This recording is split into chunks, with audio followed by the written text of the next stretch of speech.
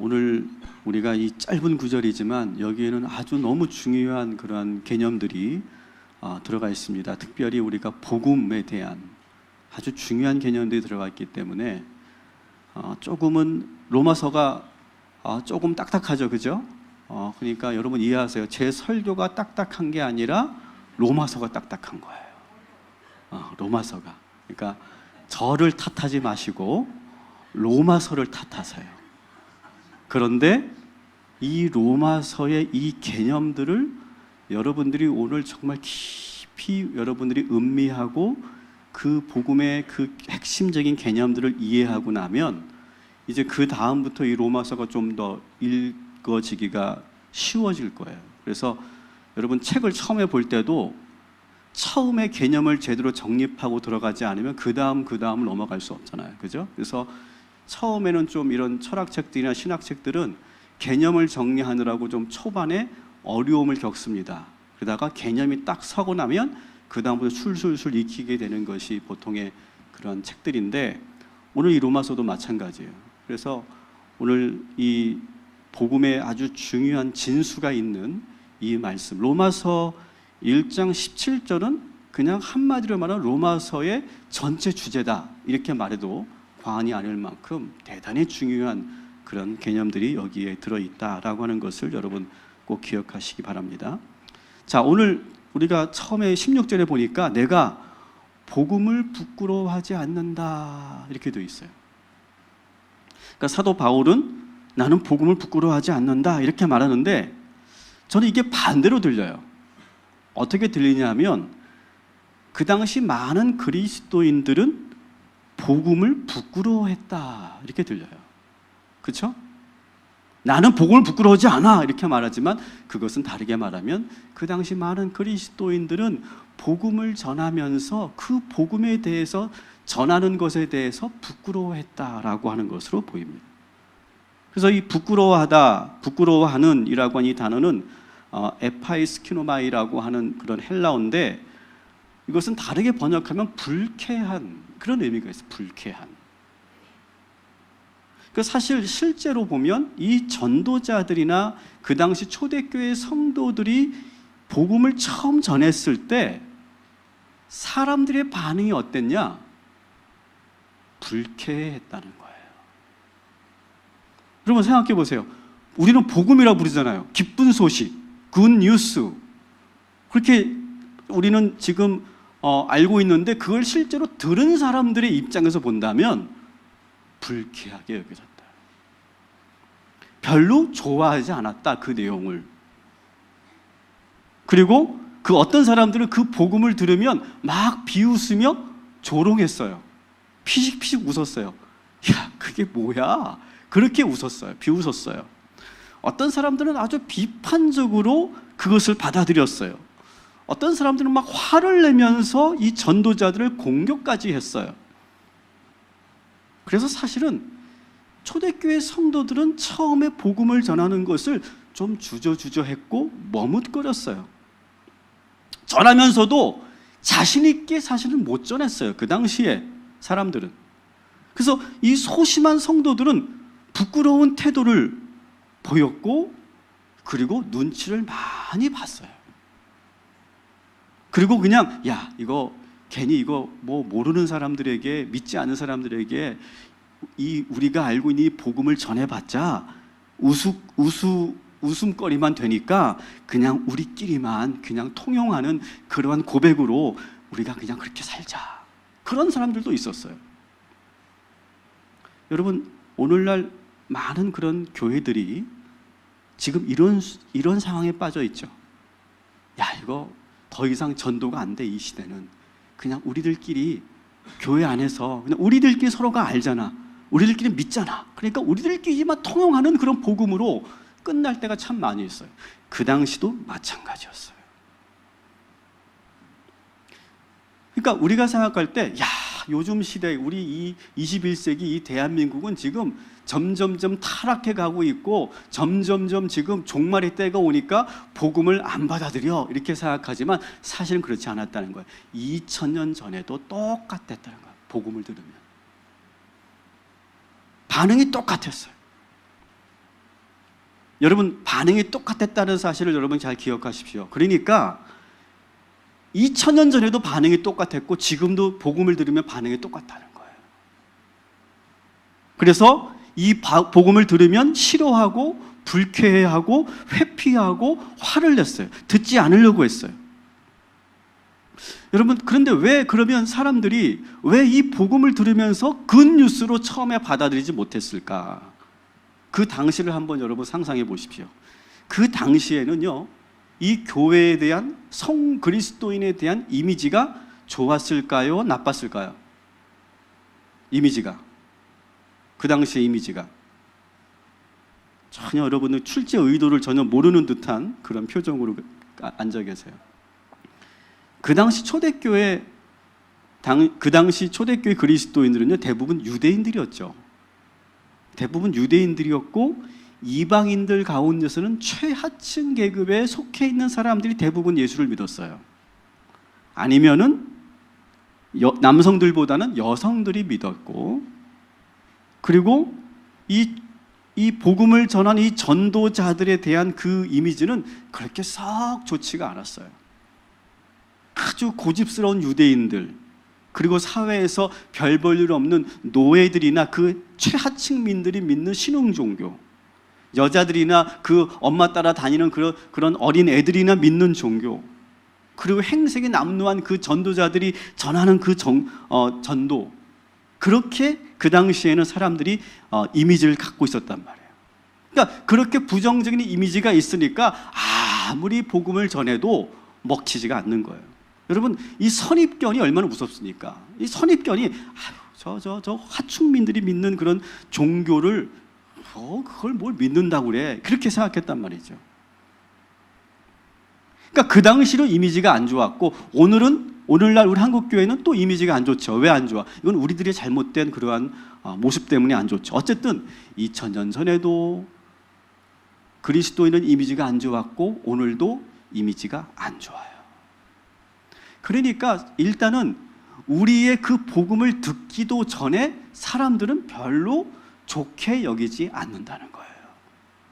그것은 2000년 전도 마찬가지고 오늘날도 마찬가지예요. 또 그들이 복음을 들으면서 별로 좋아하지 않았던 것은 뭐냐면 그들이 원하는 복음이 아니었어요. 그들이 듣고 싶어하는, 세상 사람들이 듣고 싶어하는 소식은 뭐예요? 지금 당장 나에게 지금 해결해야 될 그런 긴급한 문제들, 가령 지금 중한 병에 걸려 있는 사람들은 내가 빨리 병이 낫는 것, 그러니까 하나님이 우리의 병을 고쳐주신다, 그렇게 하면 그게 기쁜 소식이죠. 아니면 지금 경제적으로 어려운 사람들, 사업적으로 어려운 사람들에게 빨리 하나님을 믿으면, 예수님을 영접하면 신용 회복이 되고 경제 회생이 된다, 그렇게 전하면 그게 기쁜 소식이겠죠. 또 로마에 지금 지배당하고 있는 이스라엘 백성들은 이제 예수님을 믿으면 메시아가 오셔서 다윗 왕국과 같은 그 독립적이고 강력한 그런 왕국을 세우실 것이다, 그렇게 전하면 그 기쁜 소식이었겠죠. 그런데 여러분, 이 성경에서 말하는 복음이 뭔지를 여러분 잘 보세요. 우리 요한복음 3장 16절을 한번 외워봅시다. 시작. 하나님이 세상을 이처럼 사랑하사 독생자를 주셨으니 이는 저를 믿는 자마다 멸망치 않고 영생을 얻게 하려 하심이라. 아멘. 이게 복음이에요. 다시 한번 정리해 볼게요. 하나님이 우리를 사랑한대요. 그리고 독생자 예수를 그래서 이 땅에 보내셨대요.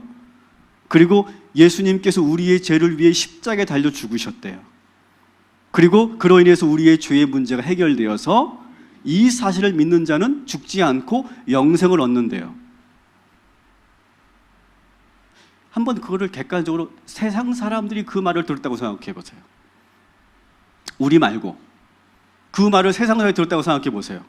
듣고 나면 어떤 반응이 보여질까요? So what?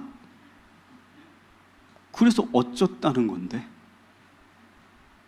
지금 나에게 필요한 건 그게 아니야. 지금 나에게 필요한 것은 돈이고, 지금 나에게 필요한 건 건강이고, 지금 나에게 필요한 건 성공이야. 영생? 예수님이 이 땅에 오셔서 그게 어쩌다는 거야. 그런 반응을 보였을 거라는 거예요. 그래서 사실은 이 복음이 그 당시 사람들에게나 오늘날에게나 그걸 전해도, 여러분 전해보셨을 거 아니에요. 복음을 전해봤잖아요.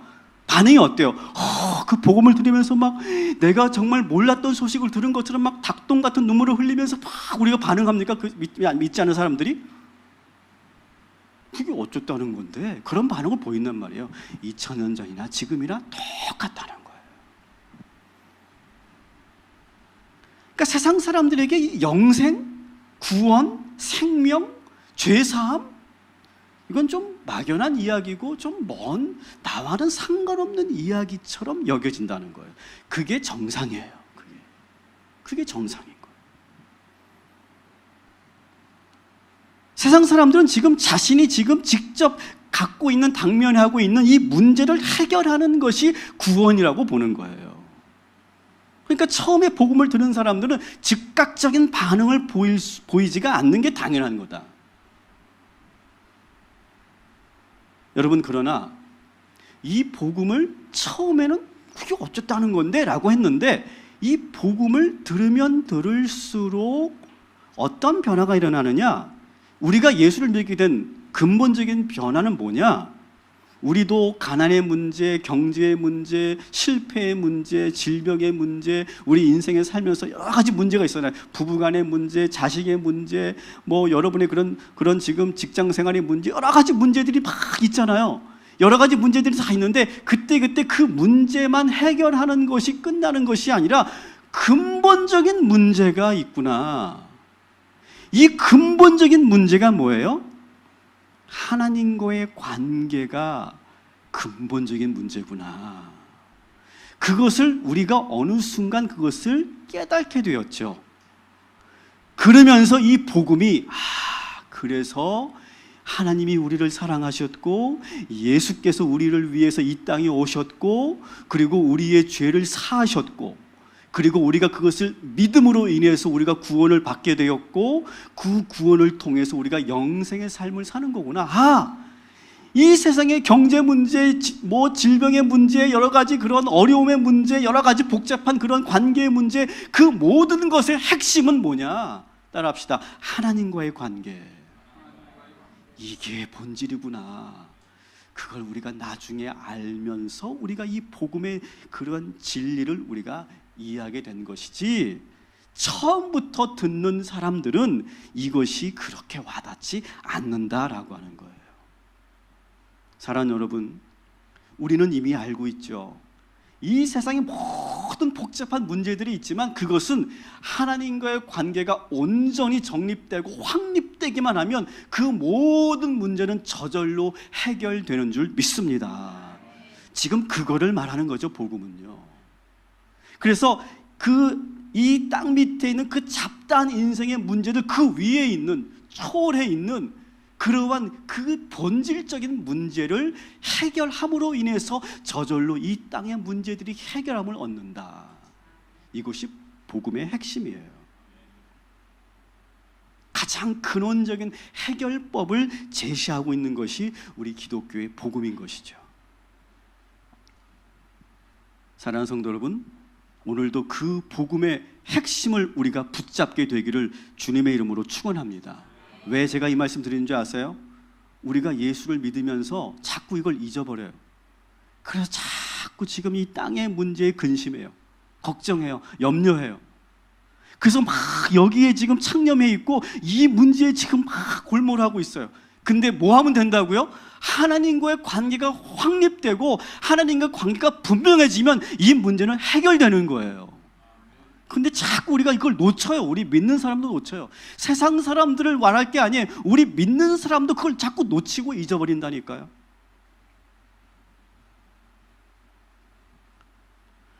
여러분, 한 가지 제가 아주 예를 들어볼게요.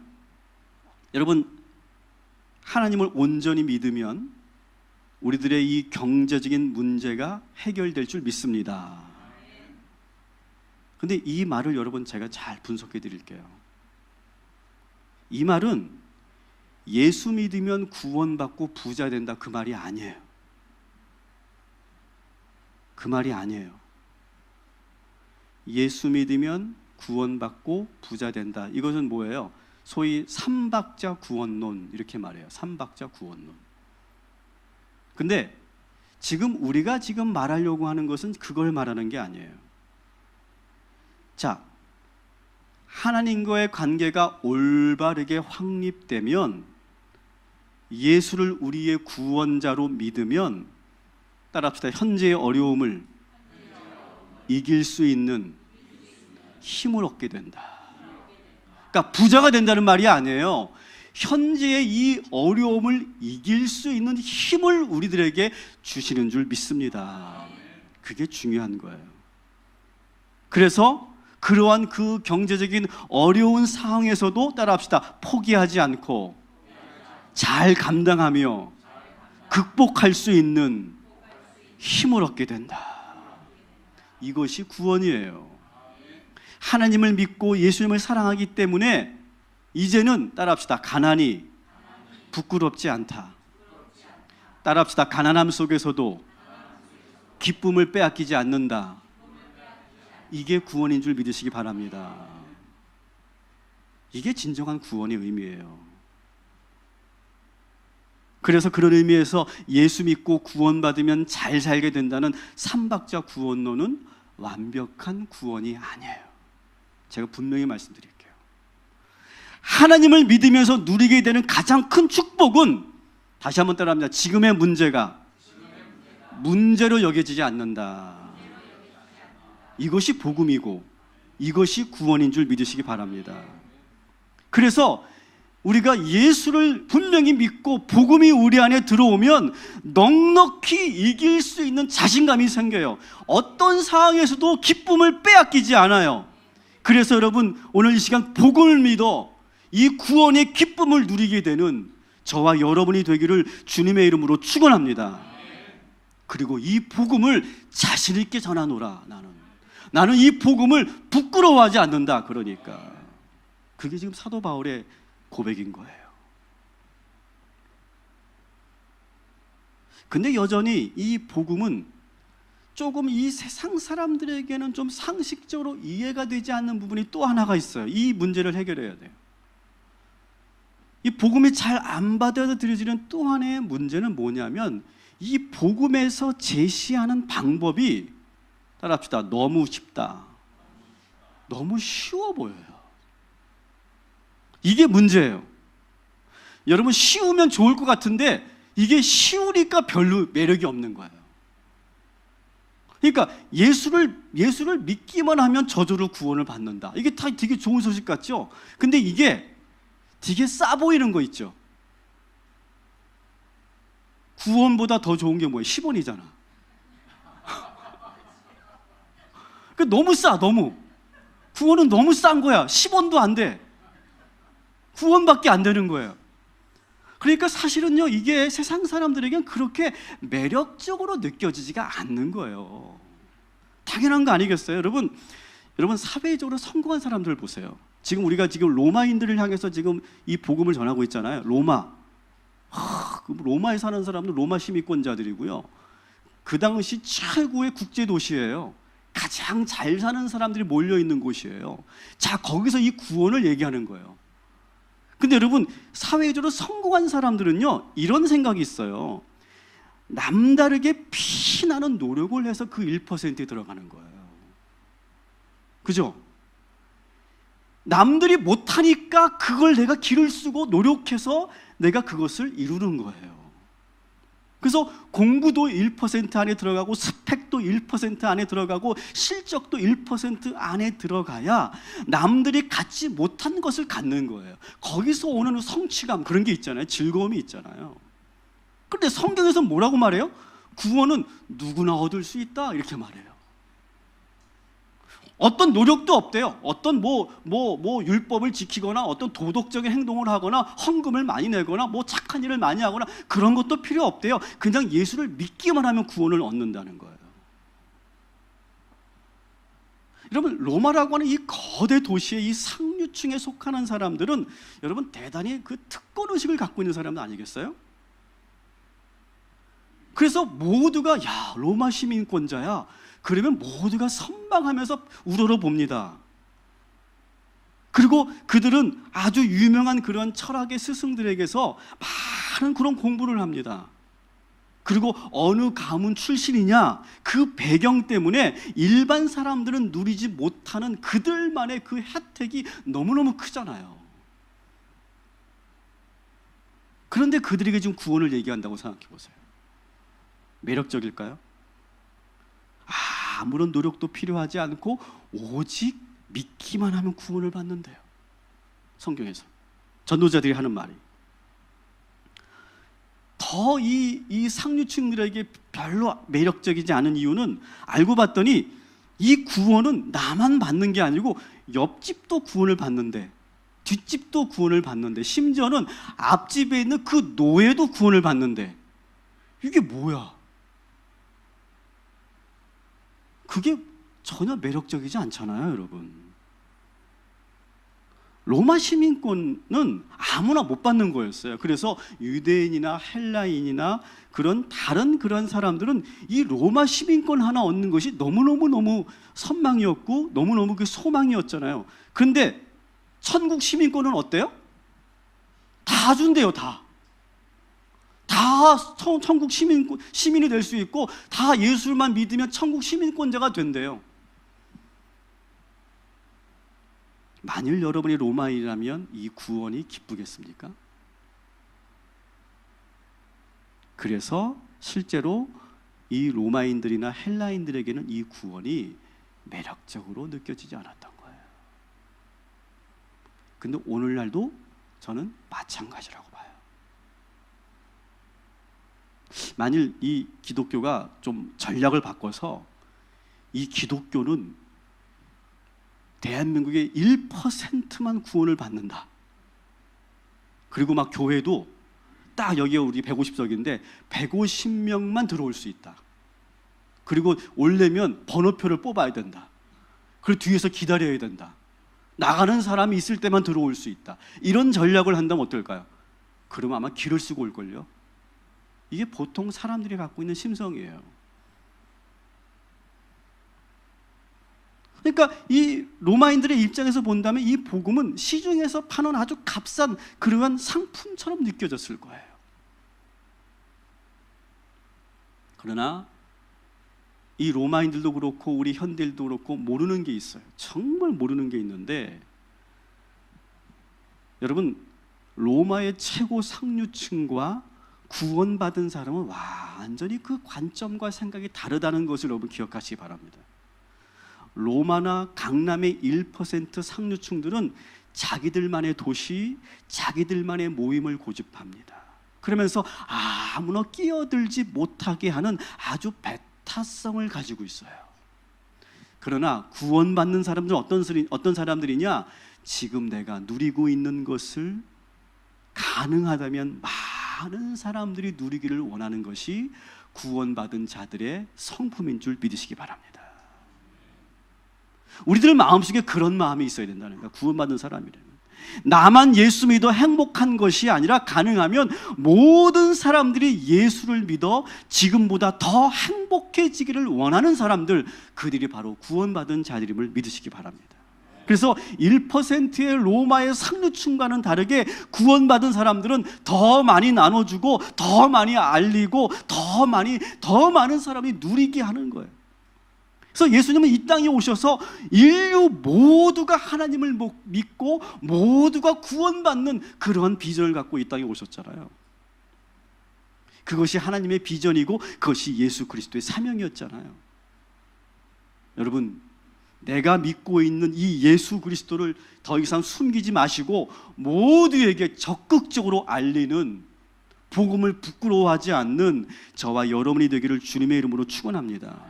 그래서 우리 기독교 안에 이런 문화가 있다면 이건 잘못된 거예요. 어떤 문화냐? 영적으로 종교적으로 특권의식을 갖고 있으면 이건 잘못된 거예요. 교회 안에 그런 특권의식의 문화가 있으면 그걸 빨리 저는 적폐청산해야 된다고 생각해요. 잘못된 거예요. 하나님은요, 천국을 1%의 소수를 위해서만 만든 것이 아니에요. 이 세상 모두가 다 들어가도 넉넉할 만큼 우주보다 더 넓게 이 하늘나라를 만들어 놓으신 줄 믿으시기 바랍니다. 그리고 다른 거 절대 보지 않고 오직 예수님만을 이 그리스도로 고백하고 믿기만 하면 모두가 천국의 시민권이 될 수 있는 거예요. 우리 하나님은 세상 모든 민족이 구원을 얻기까지 쉬지 않으시는 분, 그 복음의 전도자들 되시기를 주님의 이름으로 간절히 축원합니다. 자, 그러면 그게 너무 쉽다, 예수를 믿기만 하면 구원을 받는다, 이거 너무 쉽다 이렇게 생각하지만 여러분, 예수를 정말 믿는 게 쉬운 걸까요? 여러분, 예수를 믿는 게요, 다시 한번 우리가 다 지금 예수를 믿고 있지만 이 예수를 믿는 게 쉬웠을까? 절대 쉽지 않았죠. 이거는요, 여러분, 성령님이 우리를 도우셨기 때문에 우리가 예수를 믿는 거예요. 내가 예수를 믿는 게 아니에요. 나 이제부터 예수 믿을래? 이렇게 해서 믿어진 게 아니라 성령님이 우리에게 임하셔서 그래서 그 믿음을 갖게 된 거예요, 예수님에 대한. 그러니까 성령님이 우리와 함께 하지 않으면 믿어지지가 않는 거예요, 아무리 믿으려고 해도. 따라합시다. 믿음도 은총입니다. 그 믿음을 간다는 것은 은총인 거예요. 믿는 것도 내가 주체적으로 믿는 게 아니에요. 오늘 우리가 예수 믿으면서 그리스도인이 되고 구원받은 것은 다 우리에게 믿음을 선물로 주신 하나님의 은혜인 줄 믿습니다. 여러분, 오늘 이 자리에 오신 것도 하나님의 은혜인 줄 믿습니다. 여러분, 금요일날 얼마나 재밌는 데 많아요. 저도 알아요. 금요일날 놀아봐서 알아요. 얼마나 재밌는 게 많은지, 얼마나 좋은 모임 많은지, 얼마나 더 중요하고 얼마나 더 좋은 만남이 있는지 저도 알아요. 근데 여러분, 놀랍잖아요. 우리는 여기 와 있어요. 이게 제정신이겠어요? 성령이 함께하기 때문에 우리가 여기 온 거예요. 그게 은혜예요. 그게 은혜. 그러니까 내가 믿어진다고 해서 믿는 게 아니에요. 다 하나님이 우리에게 성령님을 부어주셔서 그 믿음을 갖게 된 거예요. 그래서 바울은 사람들이 처음 복음을 들을 때 불쾌한 게 당연하고 별 반응이 없는 게 당연하고 듣기 싫어하는 게 당연하다. 오히려 사도 바울은 그걸 너무 잘 알고 있었어요. 그걸 너무 잘 알고 있었기 때문에 사도 바울은요, 절대 위축되지가 않았어요.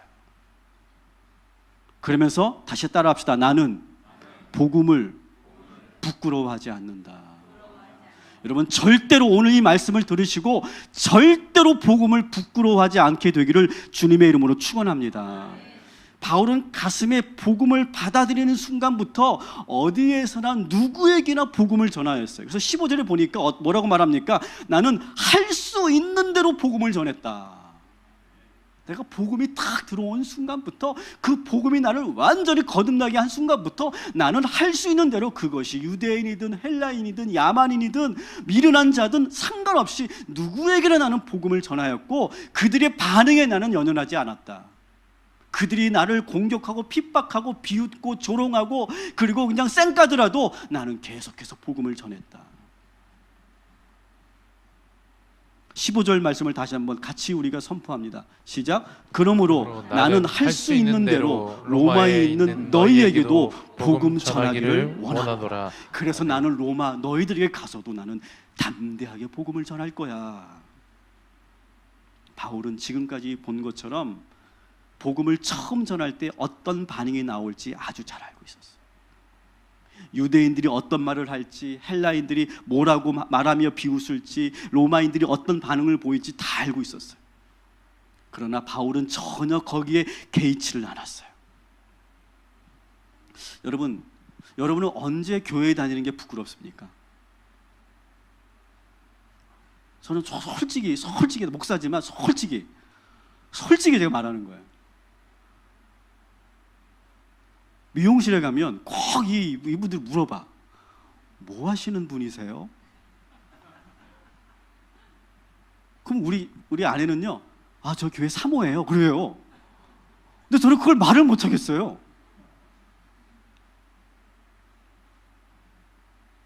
그러니까 우리는 복음을 우리가 갖고 있고 부끄럽지 않다라고 말을 하는데 우리는 믿지 않는 사람들에게 완전히 둘러싸여 있을 때 있잖아요.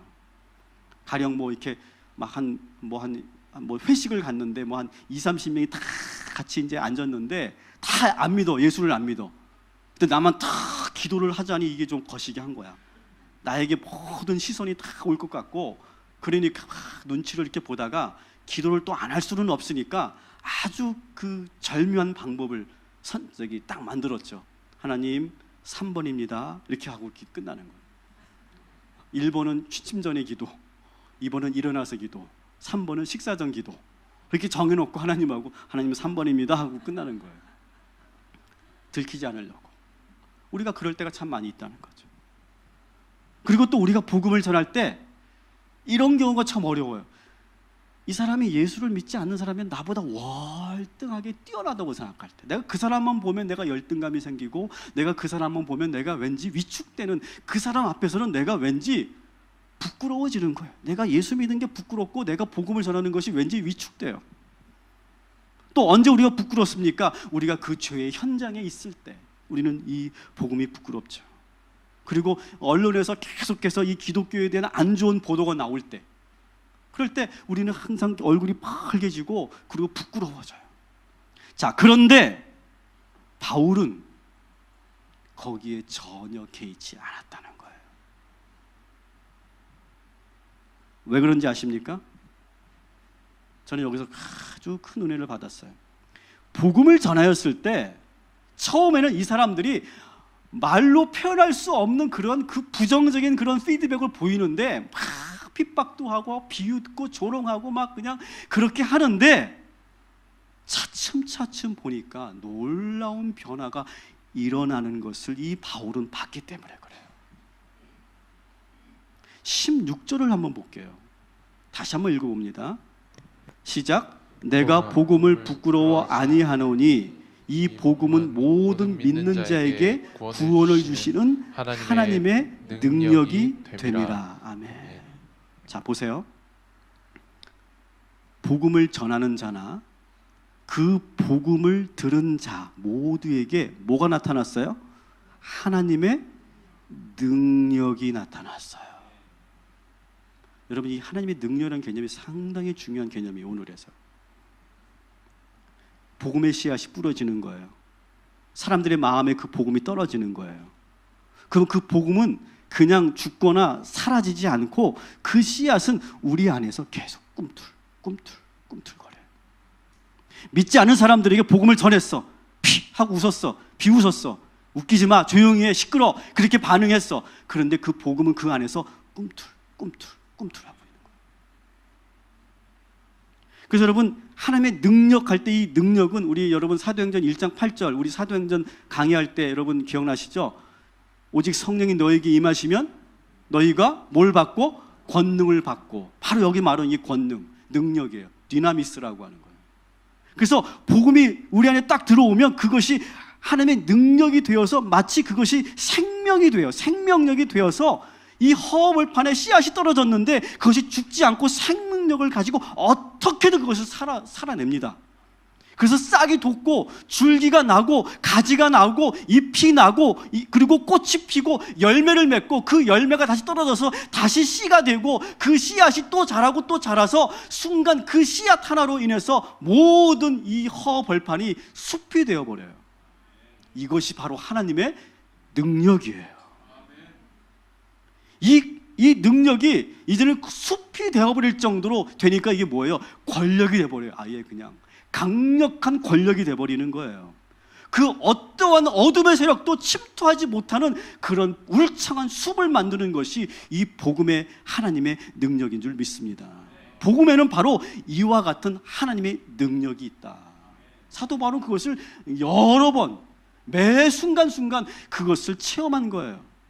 이 복음을 보니까 유대인들에게만 잘 자라는 게 아니에요. 유대인뿐만 아니라 헬라인에게도 잘 자라고, 로마인들에게 전해줘도 그걸 잘 자라고, 야만인들이 들어도 잘 자라고, 노예가 들어도 잘 자라고, 그리고 여자들이 들어도 잘 자라고, 어린이가 들어도 잘 자라고, 병든 사람이 들어도 잘 자라고. 복음은 어디나 뿌려져도 하나님의 능력이 거기 나타나는 것을 사도 바울은 계속해서 본 거예요. 여러분, 그렇기 때문에 우리가 복음을 전할 때 아무 걱정하지 마세요. 우리는 그저 그 복음을 전하기만 하면 되는 줄 믿습니다. 뿌리기만 하면 되는 줄 믿습니다. 그러면 그 복음 자체가 하나님의 능력을 바라면서 결국 믿음을 갖게 만들어요, 그들을. 그걸 사도 바울은 너무나 봤기 때문에 이제는 복음이 부끄럽지 않은 거예요. 어떤 반응을 보여도 부끄럽지가 않은 거예요. 위축되지 않는 거예요. 여러분, 이 복음의 능력을 분명히 믿으시기 바랍니다. 저는 참 이 복음의 능력에 대해서 이야기할 때 저는 제일 좋아하는 이야기, 여러분 잘 알고 있는 이야기 한 번 더 전할게요. 토마스 선교사의 이야기예요. 여러분, 토마스 선교사가 우리나라 한국을 선교하기 위해서 왔어요. 제너럴 셔먼호를 타고 왔어요. 그죠? 근데 제너럴 셔먼호가 어떻게 됩니까? 난파됩니다. 그래서 가까스로 강화도에 들어왔는데 계속되는 그러한 조선의 그런 군인들의 그 공격에 의해서 이 배가 점점점 가라앉기 시작해요. 그러면서 이 토마스 선교사가 가지고 온 이 쪽복음들을 이제 이게 가라앉으면 안 되니까 그것을 팍 뿌리는 거예요. 그냥 물에 뿌리는 거야, 물에. 그 바닷물에 뿌리고 막 가능하면 막 저 언덕으로 막 그냥 뿌려서 어쨌든 이 복음이라도, 이 쪽복음이라도 그 조선 땅에 들어갈 수 있도록 하는 거예요. 그렇게 그냥 온 몸을 다해서 그 가져온 복음을 다 전하고 나서 이제 뭇으로 오게 됐는데, 그때 그가 이제 그 해변가에서 어떻게 합니까? 참수를 당하게 되죠. 근데 놀라운 것은 이 참수를 할 때 이 토마스 선교사를 그 목을 친 사람이 누구냐면 박충권이라고 하는 사람. 근데 이 박충권이라는 사람에게 마지막으로 이 토마스 선교사가 부들부들 떨면서 그 복음을 전했어요. 그 쪽복음을 그에게 줬어요. 그러니까 그냥 일단은 받았어요. 그래서 그냥 품에 넣고 그리고 이 토마스 선교사를 참수하죠. 근데 집에 돌아가서 그 복음을 그냥 심심해서 읽었는데 그 복음을 통해서 예수를 믿게 됐어요. 그래서 그가 안수교회의 인도자가 돼요. 그리고 아까 막 복음을 바다에 뿌렸다고 그랬잖아요. 바다에 막 뿌렸는데 그것이 흘러 가서 어느 안악내 빨래터에 그게 와 있어요. 그래서 그것을 주워다가 그것을 읽는 그 어느 안악내가 그 쪽복음을 읽고 나서 예수를 믿게 됐어요. 그리고 또 재밌는 건 이 박충건이가 자기가 그 토마스 선교사에게 받은 이 성경을 이영태라고 하는 조카에게 줬어요.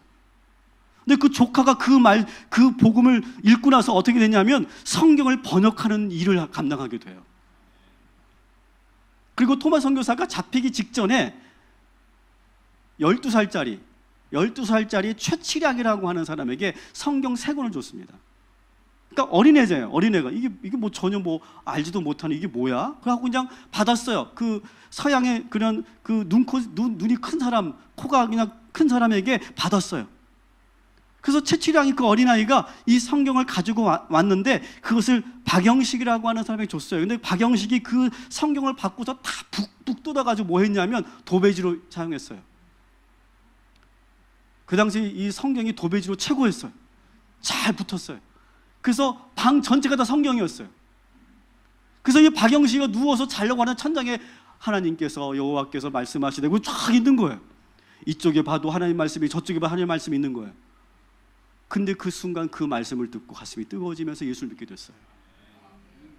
그러면서 그가 자기 집을 평양 최초의 교회 널다리 교회를 만들어요. 그리고 이 널다리 교회가 장대제 교회로 바뀌고 이 장대제 교회가 다시 이름을 바꿔서 장대현 교회가 됐어요. 그래서 이 장대현 교회가 1907년 우리가 잘 알고 있는 평양 대부흥운동을 일으키는 그 교회가 됐어요. 여러분, 이것이 하나님의 복음의 능력인 줄 믿습니다. 토마스 선교사는요, 전도 한 번 안 했어요. 그냥 도착하자마자 그냥 순교당했어요. 그러나 그 쪽복음은 살아서 그 조선 땅을 완전히 뒤집어 놨어요. 이것이 하나님의 능력인 줄 믿습니다. 다시 한번 따라합시다. 복음은 하나님의 능력입니다. 사도 바울이 이것을 이 짧은 구절이지만 여기에는 엄청나게 많은 경험이 여기에 있는 거예요. 복음은 하나님의 능력이에요. 바울은 이 수많은 일들을 수없이 경험했어요. 그래서 이제 이 복음이 전혀 부끄럽지 않은 거고 사람들의 반응이 전혀 흔들리지 않는 거고 이건 내가 하는 것이 아니라 복음 자체의 능력, 하나님의 능력의 그 모든 것을 알아서 하실 거기 때문에 나는 그냥 전하기만 하는 거예요. 나는 그냥 아나운서일 뿐이에요. 내가 뭘 한다고 생각하지 않는 거예요. 그냥 전하는 거예요. 사랑하는 성도 여러분, 오늘 이 말씀을 듣는 우리 모두가 복음을 부끄러워하지 않게 되기를 주님의 이름으로 축원합니다. 자, 그런데 이제 17절을 우리가 볼 건데요. 아주 중요한 개념인데, 자, 우리가 이 17절을 보면서 복음을 다시 한번 정리해 봅니다. PPT를 한번 봐주세요. 복음을 우리가 다시 한번 정리하는데, 한번 같이 읽어볼게요. 시작. 하나님께서 우리를 사랑하셔서 끝까지 포기하지 않으신다. 우리를 살리시기 위해 당신의 가장 귀한 아들 예수를 이 땅에 보내셨습니다. 예수님은 우리를 구원하시기 위해 먼저 우리의 죄를 대신 지시고 십자가에 달려 죽으셨습니다. 이 모든 사실을 믿는 사람들은 구원을 받습니다. 구원을 받은 우리는 이미 의인입니다. 이것이 복음의 핵심이에요. 그런데 이 사도 바울은요, 이것을 복음의 핵심을 뭐라고 한마디로 정의하냐면, 따라합시다. 하나님의 의. 자, 17절을 한번 다시 읽어봅시다. 그러면 거기에 나오죠. 다시 한번 읽습니다. 시작. 복음에는 하나님의 의가 나타나서 믿음으로 믿음에 이르게 하나니 기록된 바 오직 의인은 믿음으로 말미암아 살리라 함과 같으니라. 아멘. 자, 넘기지 마시고, 자, 다시 한번 보세요. 복음에는 뭐가 있다고요? 하나님의 의가 나타났다. 그래서 복음의 그 핵심 내용을 한마디로 정리한다면 하나님의 의다라고 하는 거예요. 근데 제가 이 하나님의 의라고 하는 개념을 저는 알고 있지만 이것을 풀어서 설교로 하려고 하니까 너무너무 어려웠어요. 그래서 제가 이 개념을 보기 위해서 책 5권을 봤네요. 오늘 죽는 줄 알았어요. 읽으면 읽을수록 뭔 말인지 모르겠고 점점점 어려운 얘기만 계속 하게 되더라고요. 그러니까 어려운 걸 쉽게 말하는 게 정말 어려운 것 같아요. 제가 지금 막 오버하는 이유가 여러분 졸지 말라고. 이게 정말 내용이 상당히 어떻게 보면 지루하고 따분할 수 있잖아요. 근데 너무 중요한 개념이니까 제가 좀 오버하는 거예요. 이해하세요? 자, 그런데 이 복음을 한마디로 사도 바울은 뭐라고 얘기했다고요? 하나님의 의라고 말했어요. 근데 이 하나님의 의라고 하는 것은 축약된 거예요. 한마디로 말하면 축약된 그러한 개념이에요. 뭐라고 축약된 것이냐? 따라합시다. 하나님께서 믿는 자들을 의롭다고 판결하셨다. 자, PPT 보여주세요. 그 다음, 하나님의 의라고 하는 것은 결국은 이렇게 축약된 거예요. 하나님께서 인간을 의롭다라고 인정하셨다라고 하는 말이에요. 복음의 내용이 바로 그 내용이라는 거예요. 자, 그럼 우리를 왜 그렇게 의롭다고 판결하신 거예요? 어렵지 않아요. 하나님이 우리를 사랑하시기 때문에. 법적으로 본다면, 율법적으로 본다면 우리는 분명히 처벌받아야 마땅해요. 아니, 사형 선고를 받아도 우리는 할 말이 없어요. 아니면 관계를 끊으셔야 돼요. 우리는 그만큼 엄청나게 많은 죄를 지었어요. 그런데 하나님은 우리와의 관계를 끊지 않으시고, 끊을 수가 없어요. 끊지 않으시고 하나님이 분명히 갑이신데도 불구하고 의리 되시는 거예요. 의리. 그래서 다시 기회를 주시는 거예요. 그리고 우리를 뭐라고 인정한다고요? 의롭다라고 인정하는 거예요. 우리가 의로워서가 아니라 우리가 죄인인데 우리를 포기할 수 없으니까, 그래도 사랑하시니까 우리를 의롭다라고 인정하는 거예요. 판결하는 거예요. 이 말은 뭐예요? 다시 시작하자고 프로포즈하는 거예요. 그런데 인간이 얼마나 죄인인지 이 하나님의 이 사랑의 프로포즈에 많은 대부분의 인간들은 받아들이질 않아요.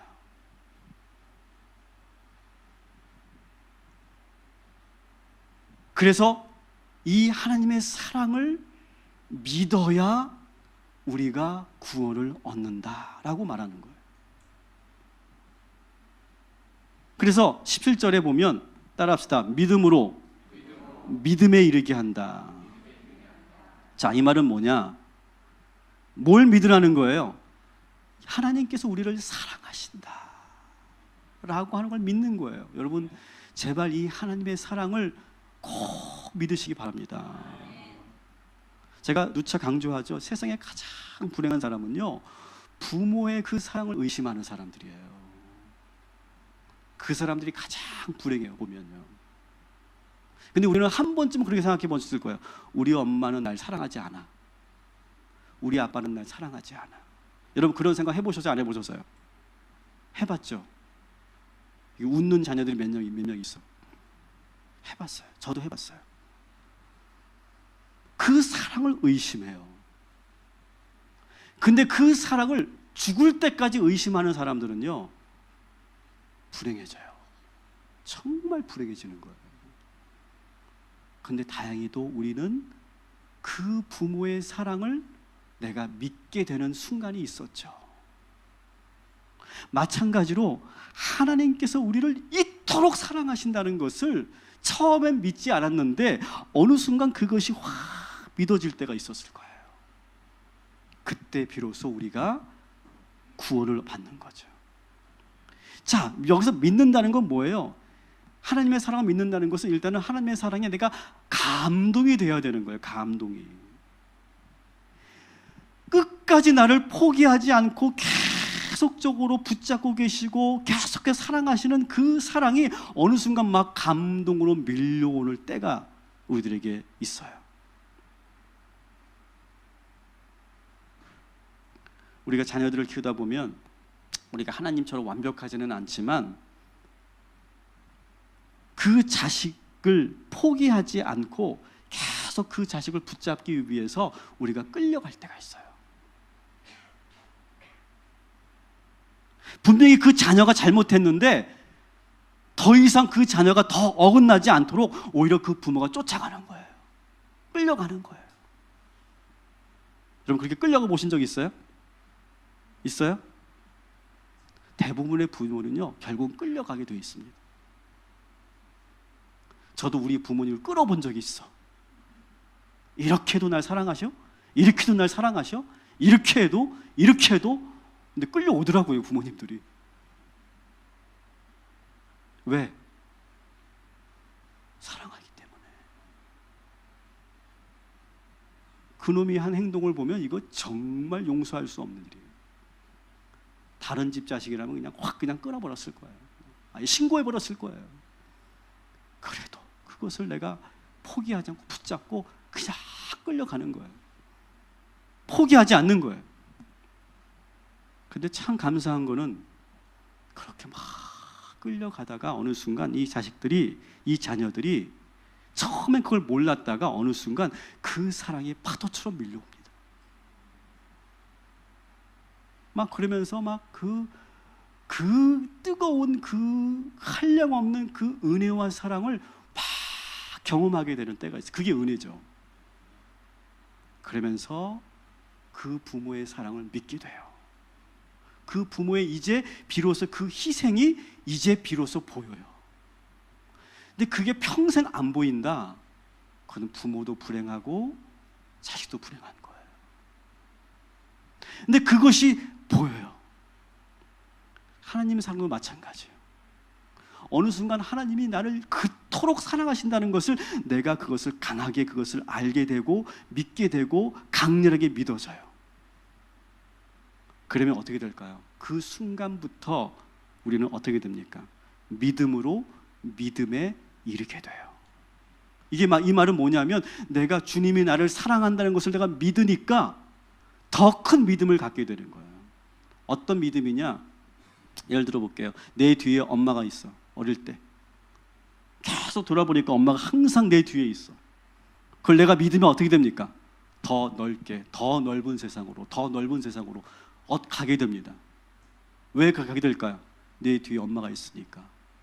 그리고 엄마가 내 뒤에 있고 이제 내가 나를 자신 있게 믿을 수 있게 되니까. 그래서 믿음으로 믿음에 이르게 돼요. 아, 내가 하나님을 믿으니까 못할 게 없구나. 하나님이 내 뒤에 계시니까 내가 감당하지 못할 게 없구나. 하나님이 내 뒤에 계시니까 나는 무엇이든지 하나님께서 주시는 대로 다 할 수 있구나. 그렇게 믿음에서 믿음으로 이르게 돼요. 그러면서 우리는 어떻게 됩니까? 이제 내가 살아있는 사람같이 변하는 거예요.